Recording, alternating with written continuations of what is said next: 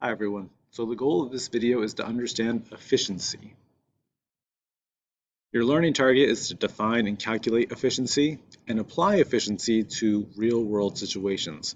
So, for example, on your mastery check, I might ask you to define efficiency, calculate efficiency if you're given the energy used and the energy generated, and explain efficiency of a system using scientific language, given some information on a system. So for example, if I asked you for the efficiency of an engine and I told you the energy in and the energy out, could you calculate efficiency? Similarly, if I told you the efficiency and I told you one of the energy inputs, could you tell me the energy output? So we may have heard of the word efficient. When we think about somebody who's working hard, we might say they're being efficient, they're using their time well. Or a basketball team might tell the coach might tell the team that we need to be more efficient, we need to be, you know, maybe not wasting our energy, things like that.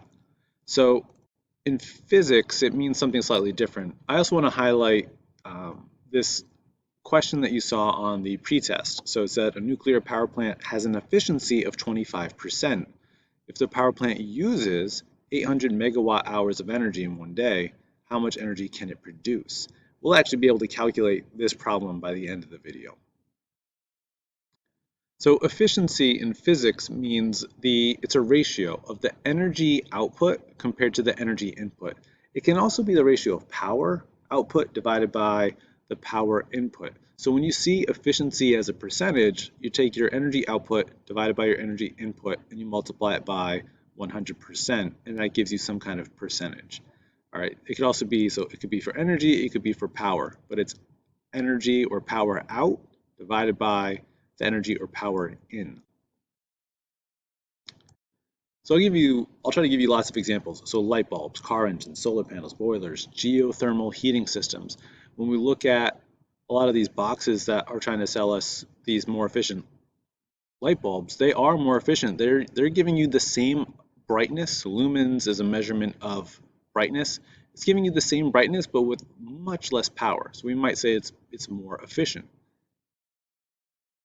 A car engine. Car engines are actually not very efficient, but there's not much we can do to improve them. I feel like we've made slow improvements over time, but regardless of that, a lot of that a lot of the energy is lost. So if you have 100% of your energy going into the car with gasoline, a lot of that is lost by just heat. So your engine gets really hot, and that's normal, but that energy is kind of being lost. It's not really being used to make the wheels and the car move forward. So this shows only, the top is like 25% of the original energy goes to the wheels. There's a lot of other losses, especially with the heat going to the engine. Another example, this picture is kind of busy, but I'll try to explain it. A boiler. A boiler is something that is in a lot of houses or a lot of buildings that makes, the building stay warm, especially in the wintertime.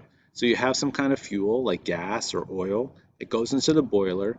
The boiler burns that gas or that oil, and it can heat up some water to make steam, and then that steam can be used to heat our pipes and go through a heating system.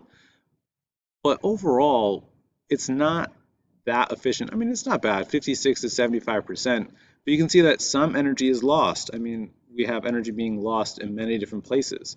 Okay, so a boiler or anything that heats something up might lose some energy to heat, and not all of that energy would be used where you want it to be used. So this is a common diagram called a Sankey diagram, and it basically shows that you have, the start of the arrow shows you're at 100%, and then from there you have like these other arrows that are kind of drawn to scale to show where is all that energy or where is all that, power going. So for a car, a lot of it might be going to the exhaust or might be going to the coolant. It might go to friction, as the wheels spin, and there might be some friction in the wheels, and then only 30% of it might be effective power. But this diagram, those arrows kind of represent all the different places the energy goes, and some of these ones that kind of divert from the path are energy losses, things that that aren't really useful. And here's another good example. Old light bulbs, maybe they take 100 joules of electrical energy, but then only a small percent of that energy goes to light. A large part used to go to heat. And some of these light bulbs would get really hot. I don't know if you're familiar with changing light bulbs, especially some of these older ones, but you can get burned pretty bad if the light bulb had been on for a while. On the flip side, there are energy efficient light bulbs like LED bulbs that you get way more of the energy turning into light energy. And some of it turns to heat. I mean, the light bulb will still be hot, but not nearly as hot and not nearly as wasteful as this one. I mean, if I was going to look at efficiency, I'd be looking at this is the energy that is coming out divided by the energy going in. That's a efficiency of 10%. But this one is 75. 75 divided by 100 would be 75%. I mean, that's a huge difference. So let's go over like a couple of calculations. So here's just an example. A student's Chromebook uses 30 watts of power. 27 watts are used for the Chromebook, and 3 watts is lost as heat. How efficient is the Chromebook? So we can try to pull up a pen really quickly. Let's see if this works. So we know that we have 27 watts coming out. 27 watts coming out, and we put in 30. All right. So this is our energy in. And maybe I've jumped a couple of steps here. I didn't write out my equation. But we want energy, or in this case, it's actually power. So let's erase that. Can I erase that? Erase all? All right, we'll start from scratch. Okay. So let's say it's work or power. No, not really. It's not even work. What am I doing, guys? So it's really power. So it's the power in. All right, power out divided by power in. There we go. Beautiful. All right. So looks something like this. The power out was 27. That's how much power was actually being used for the laptop.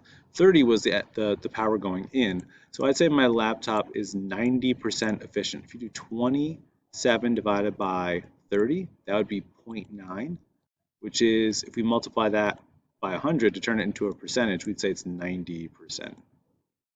90% efficient, which is pretty good. If your laptop ever gets warm, right, and sometimes your laptop will get warm, if you have it like on your lap, you might feel it get warm. You might notice that the fans inside a laptop kick on when your laptop is working hard and getting kind of warm, right, because it needs to get rid of that heat, or else your computer will not be working very well. All right, here is another one that we can do. All right, so back to the original question. So this one was on your p-test. Here we have the efficiency. So we have the efficiency, just write this as like EFF. Sometimes they use the letter N to represent efficiency. Not really sure why. I'm just going to do this. So efficiency is 25%. 25%. Now, if you remember your decimals and your percentages, that's the same as 0.25. I was going to convert that into a decimal. All right, that's going to be important for our calculation. And the power used, so we're going to say the power, like the power going in. Well, actually, this is energy. So energy in. So we're going to say the energy in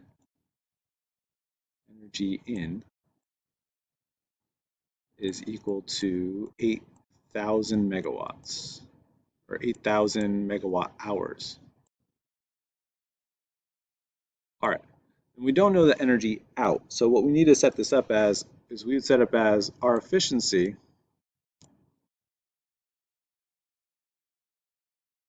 is equal to energy out divided by energy in.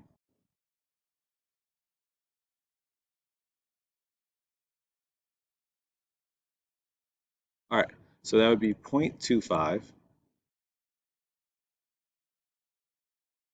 is equal to, see, some number divided by 8,000.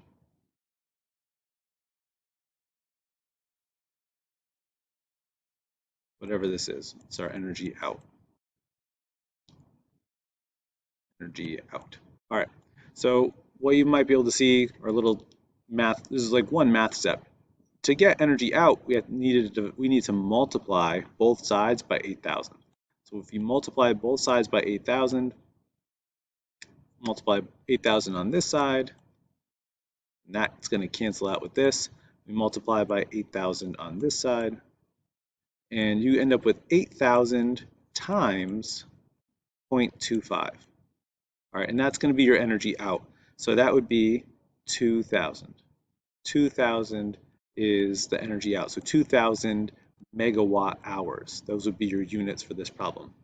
All right, this video was a little bit longer than I wanted it to be, but I hope that was useful. I hope these examples were useful. I'll give you a few practice problems, and that's it.